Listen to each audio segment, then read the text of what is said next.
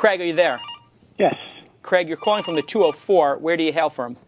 From Winnipeg, Manitoba, in Canada. Whoa, Canada. Yeah. We've had Canada on the program many times. Are you going to do a booyah thing? There's no booyah. We should get a booyah. It's more like we have a gladiator theme here. Yeah. So it's more like, are you entertained?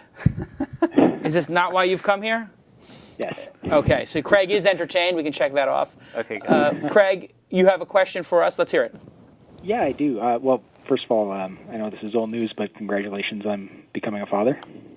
Thank you so much. I actually am getting, the baby is starting to sleep through the night like 7 hours at a clip, 8 hours at a clip this week. That's gold time. Wow, holy cow. I didn't realize how much I miss sleep. Totally. I've been literally on tilt for 4 months. I've been exhausted. The bags under my eyes. I was in makeup for about 3 hours to get these bags down to where they are, and I still look like a zombie. But thank you very much. I'm assuming you're a father as well? Yeah, I am, and I wrote an article about sleep deprivation over at the blog that I contribute to called Functional Father, if you want to check it out. Oh, Functional Father. I will check that out. But yeah, my question was, it's kind of a general question, but for startups, kind of the first litmus test is you ask your friend and family, is this a good idea? And you kind of get like the stock 3 answers, like, this is a great idea, I'd buy it, or no, I don't get it, or, somebody else is already doing it. But I was just wondering, how much, should it be more formal than that in all cases? Should you actually go out and try and, find out, is this a good idea? Will people actually buy it? Will, is there interest? Is somebody else already doing it? So to summarize your question, you're starting a company. How much market research do you need to know before you actually pull the trigger, start spending money, start raising capital? Yeah, because it can't all be like field of dreams. If you build it, they will come kind of thing. So. To a certain extent, I'll give you my short answer, which is every time I've started a business, and I would say only about 10 or 20% of the people I explained it to really thought it was a good idea. And I would say another half of them said, I don't understand what a blog is, or I don't know what the internet is. And so by definition, if you're really ahead of the curve and you're, whoever it is, Krista Wolf trying to explain MySpace to people, or, right. They're not going to understand it. So you have to be careful who you get the research from. I tend to look at what the early adopters are doing, but Sky, you've done a bunch of companies and you've also invested in a bunch. What's your process for deciding to actually pull the trigger, start spending money in a vertical? I think the first and most important thing is what's your own inspiration for it? What camera are we looking at? Let's see. Yeah, just look at me. Okay. If we just talk. Okay. Yeah. Do you have sort of a visceral understanding of it from your own experience? And I think that's where the best companies come from. Frustration. Absolutely. Pain. Fertile soil. Yeah. Like when I was starting Earthlink, well, before I had the idea, I had spent literally 80 hours trying to get my little Mac on the internet. PPP? PPP, Slip, remember old Slip? Jesus Christ! If you figured that out, you were a genius in 1994. Well, there was no TCP stack in the Mac at the time. You had to buy one for $50. Amazing. And but I came through that incredibly frustrated and inspired. Right.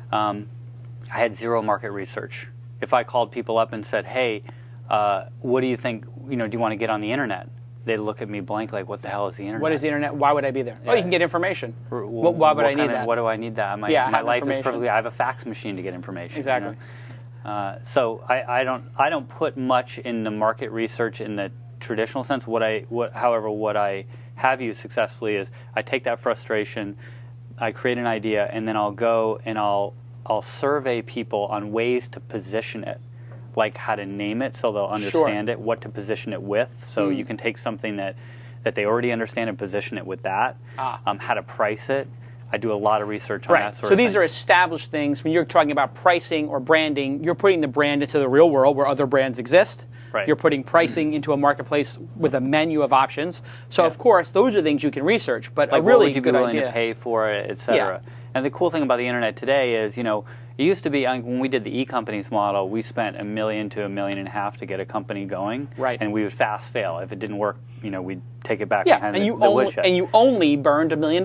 Right, exactly. So investors were fine. Now today, I believe we've achieved an order of magnitude increase in efficiency. Yeah. If you should be able to launch a company, if it's a webby type business, for 100,000, 200,000, and get some proof that it's really going to work. Correct. And in a way, the market research is in the market now. Is my product selling? Is it working? As opposed to going to somebody with an idea and pitching them on it. Drastically reduced. Thus, the reason we've had such great success with things like Y Combinator, Techstars. What is David Cohen's? Techstars in Boulder. A lot of these $15,000, $25,000 micro angel kind of things have proven it out. So, and also for the Open Angel Forum, I know Tyler, who sorts through all the applications. You don't, Tyler, consider people who don't have a product built already, do you? Right. It even says on the form, this is for people who have a product. And so we're not angel investing actually in business plans or ideas. Correct. And the reason you made a decision to do that was the angel investors are not interested? With very rare exceptions, and those rare exceptions would be that you've had a successful exit, and if you have had a successful exit, you're probably not emailing through the form anyways. You probably know somebody that we know, and you're already have something committed to the round and everything else. So, and if you are so connected and you've had successful exits, you might just spend the $15,000 yourself to build a mock-up of it. It's so simple. I mean, the people used to build mock-ups for, I don't know, $100,000, $200,000 with an art director and whatever. They'd outsource it, and that wouldn't even be live on the net. But today, you can build it live on the net with all the open source software. So, I think what you're hearing is the market is the market research. Well put. But Craig, did you have a specific thing that you're trying to do, or like? I guess I am. Yeah, I have this this product that I'm trying. I'm building a business plan around. I have a really good idea of what it is, and it is born out of my own kind of experience with some friends. Like, I'm very comfortable buying clothes for my wife, but a lot of guys aren't. Yes. And have an idea for maybe I have it pegged as an iPhone app that basically will help you do that. It will say, you go to this store, this size, that's going to fit your wife or your girlfriend or whatever. And, broadening that out to, okay, her birthday is on this day, so here's a bunch of places that have stuff on sale. So this is an that's iPhone kind of the app. general idea. Let me see if I can summarize this. It's an iPhone app that helps husbands and boyfriends not be the idiots that they inherently are when it comes to buying presents for their spouses / girlfriends. Because you're gonna go to the store and you're gonna buy them some kind of really tight wearing stuff, and they're gonna go, that's what he wants me to look like. Think I'm fat. Then you're gonna or the opposite. You're gonna buy them something that's ill fitting, and they're gonna go, they think I'm fat. So I wonder how to leverage, because part of it is try to think like the consumer, right? In the sense of, I think women, when they buy things, there's a lot of emotional reasons. Yeah. Right? It's not just logical, and you might think more logically about it. Okay, it fits her, it's in style, it's at the right price, go. Yeah. But part of it is, what if you took advantage, like Open Social, which Facebook just launched this week, right? The open graph. Yeah. Basically where you can somehow leverage her friends to help you make that decision. There is a brilliant idea. Connect in them and say, hey, I'm going to buy this. What do you think? And then it shows Vote up on yes their or no. app. Vote. Boom, boom, boom. And there's like 5 choices. 86% boom, boom, boom. of her friends said yes. And chances are, if her friends like it, she's going to like it. Absolutely. And then when she buys it, they're going to, of course, want to tell her how great it looks, because they're going to want to feel good about recommending it. Yeah, that's a really good idea, actually. If the iPhone application, or it was a Facebook application, just had you say, here's what I'm thinking about getting my wife for the anniversary. You're her friends.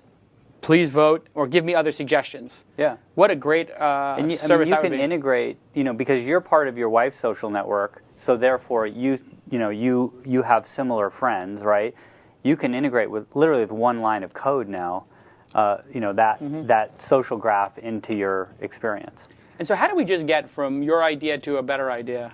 What was the process there? Because that's what this show's all about. That's why I love it. Just evolving the idea. It was just a very interesting jump from what technologies, I think the way Sky made that connection was what technology is available and what trends there are in technology, the open graph, and applying it to your core idea, which is, how can I get my wife a better present, or how can I be a better husband? Yeah. Sort of interesting. If you follow your bigger idea, like you started with the pain point of, did I get her something that she's going to enjoy? Sky just took it to a bigger one of like, hey, use a better way to solve that. Talk to our friends through this really easy way to do it. But there's a bigger picture there of just how to be a better partner, which I think is one of the things maybe guys struggle with. I know Sky and I don't. We're phenomenal husbands. Perfect in every way. Never pure complaint from our wives. However, there are other guys whose wives maybe sometimes would want something more out of their husbands.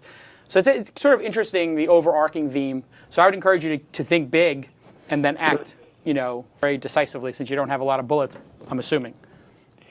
A little bit. Yeah. One thing is, there are very few successful app-only businesses. So think about the app as an extension of your core service, which is probably a web service. Right. So it should be on the web. It should be in an app, as an extension of that, as an enabler for that. And now some of the critique in the chat room is, this feels like it's a hobby, not necessarily a business. What's your response to that, Sky, when you hear that sort of like response to it, like, oh, it's too small of an idea to be a business? Well, the funny thing is today is, if you just look at, this is a big example, obviously. Look at Apple's results this week, right? And phenomenal. They're just killing it. And it speaks to a couple things. One, that if you really focus on what you are passionate about, right, and you do it really well and you do it consistently and you just don't listen to everyone else. Right. You don't listen to the media, you don't listen to the analysts. You don't listen to the pundits. Sometimes you don't even listen to your own customers. Right. Because you have a vision about what you can create. Yeah. You stay true to that. And the second thing is, it just speaks to how big the world is. Yeah. It's rest of world that is knocking the cover off the ball for Apple, right? Yeah. It's a big world. And I don't know what you're thinking about for international, because any web business today has to be international from day one. It is by default. You basically put anything on the web, it's 30% outside the U.S. Exactly. It's true that it feels niche-y, right? But niche is the new mainstream in many ways. Yeah. So, your overhead's low, you're passionate about it. Go do it. It's not going to cost you that much. And the downside is zero. You learn something. Maybe you spend some money, but you're going to learn a lot. And if you just keep at it, I would make sure that it's something. My test is for an idea is that I continue to wake up every day and it's the first thing I think of. Right. So it's not just a fleeting thought. If you really do have that passion for it, Because a smart person's going to look at the world and say, hey, I've got 5 better solutions to these 5 problems every day. I'm assuming when you drive out of your house, you go, gosh, this should be better, this should be better. You have that entrepreneurial disease. It's the entrepreneur's curse. Yeah. It's just, and then how do you stay focused? Especially if you're in the middle of building a business. Like you are. You're building a business, right? You're just having these ideas that, constantly hitting you. And, no, I can't do that, I can't do that. Stay focused. It's as much about what you don't do as what you do focus on. The ADD of entrepreneurship. Great call. Good job, Craig. And we will see you next Friday at the 50th anniversary, 50th episode in San Francisco. Good luck, Craig. You're coming in, right, Craig? I would love to, if I could. I can't, though. I'm going to be in Minneapolis. You'll be there virtually. We'll see you on the stream. Cheers now. Bye. Take care.